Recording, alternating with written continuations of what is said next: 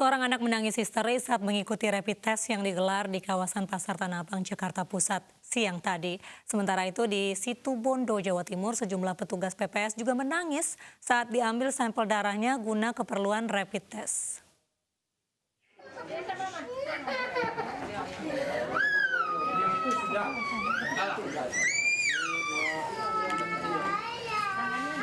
Bocah berusia 6 tahun ini histeris saat petugas mengambil sampel darahnya untuk keperluan rapid test.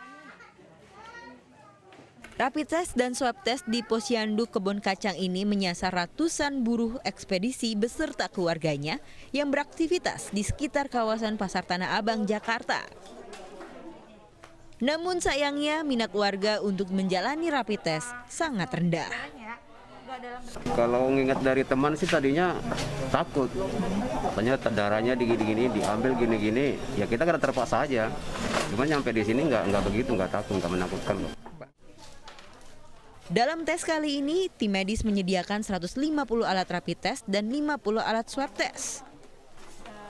Petugas juga berpatroli untuk membujuk warga agar bersedia menjalani tes. Kalau dari kami ini, karena memang ini adalah tindak lanjut kita dalam untuk memutus mata rantai di wilayah Tanah Abang. Sebelumnya kami sudah melakukan di pasar-pasar di Tanah Abang, sekarang kami melanjutkan untuk di ekspedisi di wilayah Tanah Abang. Sehingga kita berharap mereka lebih aware, melakukan protokol kesehatan dan menjaga diri dari segala penularan. Warga yang dinyatakan positif COVID-19 nantinya akan dirujuk ke Rumah Sakit Darurat Wisma Atlet Kemayoran untuk diisolasi selama 14 hari.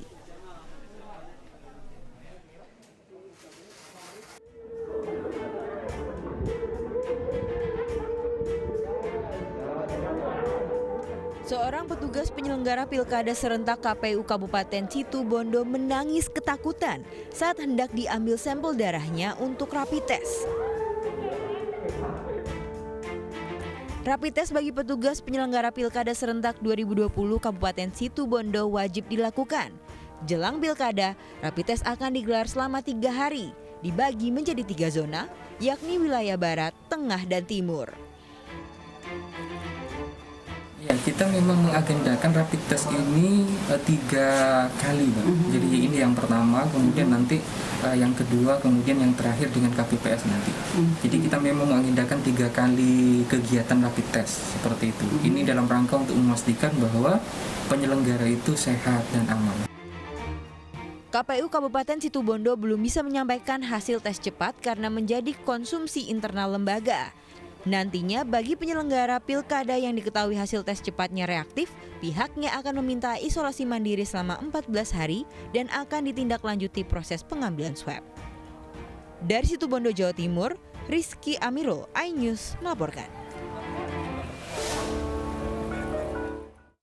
Sekretaris Jenderal Komisi Yudisial terinfeksi positif COVID-19. Gedung Komisi Yudisial diisolasi hingga pertengahan Juli.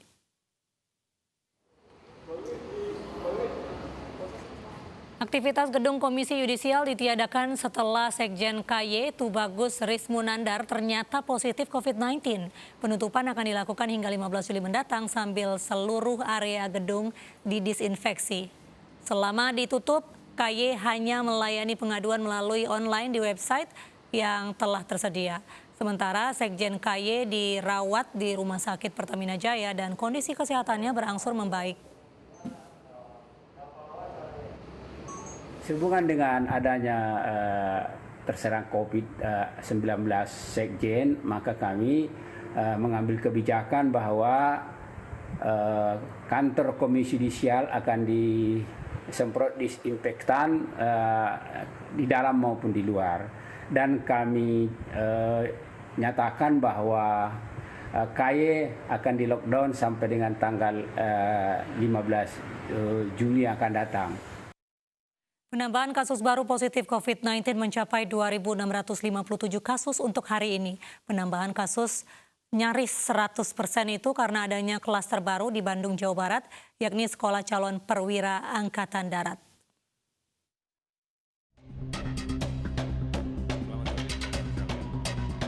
Penambahan kasus baru COVID-19 di tanah air kembali meroket. Hari ini terdata 2.657 kasus baru COVID-19 terkonfirmasi, sehingga total kasus positif menembus angka 70.736 kasus. Sementara yang sembuh bertambah 1.066 kasus menjadi 32.651 kasus.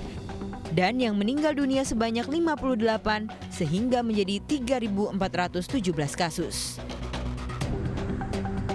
Gugus Tugas Penanganan COVID-19 mengatakan kenaikan kasus baru yang signifikan ini karena klaster baru di Bandung, Jawa Barat, yakni Sekolah Calon Perwira Angkatan Darat atau Secapa AD.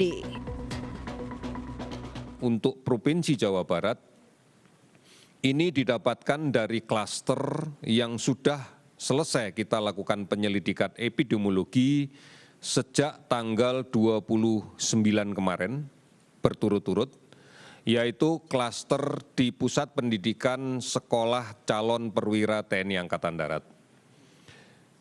Yang kita dapatkan keseluruhan kasus positif dari klaster ini sebanyak 1.262 orang. Ini terdiri dari peserta didik dan beberapa tenaga pelatih yang ada di sana. Dari jumlah 1.262 kasus positif yang kita identifikasi, hanya ada 17 orang yang saat ini kita rawat dan kita lakukan isolasi di Rumah Sakit Dustira Cimahi karena ada keluhan meskipun dalam derajat keluhan ringan.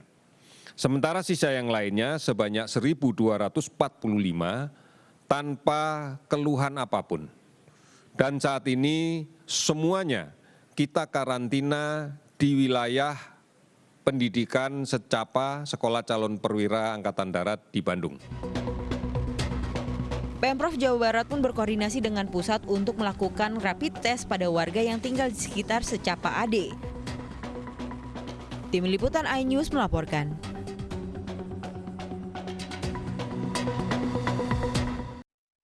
Pemirsa, angka penularan virus corona di Kupang NTT lebih rendah bila dibandingkan dengan beberapa daerah lain. Namun penerapan protokol kesehatan yang ketat termasuk penggunaan alat pelindung diri bagi petugas tenaga medis menjadi perhatian utama. Hal itu dilakukan guna menekan angka para tenaga medis terpapar virus COVID-19.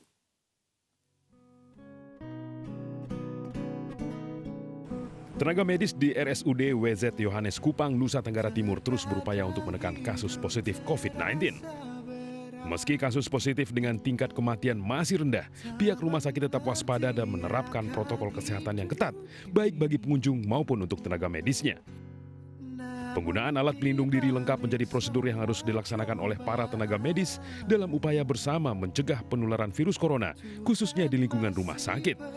Mengapresiasi tugas mulia RSUD WZ Yohanes Kupang ini, MNC Peduli menyalurkan bantuan alat pelindung diri berupa baju hazmat dan masker medis, hasil penggalangan dana dari Anmes, penyanyi jebolan Rising Star Indonesia. Puji Tuhan ini sudah lama ya dibuat konser dalam dananya dan akhirnya sampai juga sesuai dengan harapan Anmes dan semoga ini bisa membantu banyak orang di sini. Ini sesuatu yang sangat luar biasa.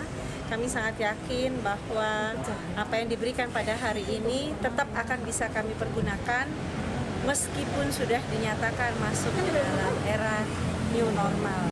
Walaupun memang pada saat ini kalau kita lihat data, memang paling banyak kasus COVID ada di Jabodetabek, tapi kita juga mengetahui bahwa banyak kasus juga yang sudah menyebar di luar Jakarta. Maka dari itu kami juga ingin membantu saudara-saudari kami yang ada di luar daerah agar mereka juga bisa dapat akses kepada alat kesehatan ini.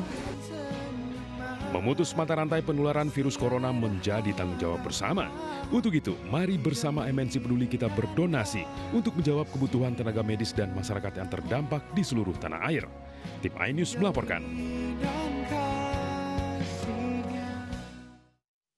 Pemirsa, mari kita dukung para pejuang kemanusiaan dengan peduli melawan penyebaran virus corona. Bantuan bisa disalurkan melalui rekening yang tertera di layar televisi Anda.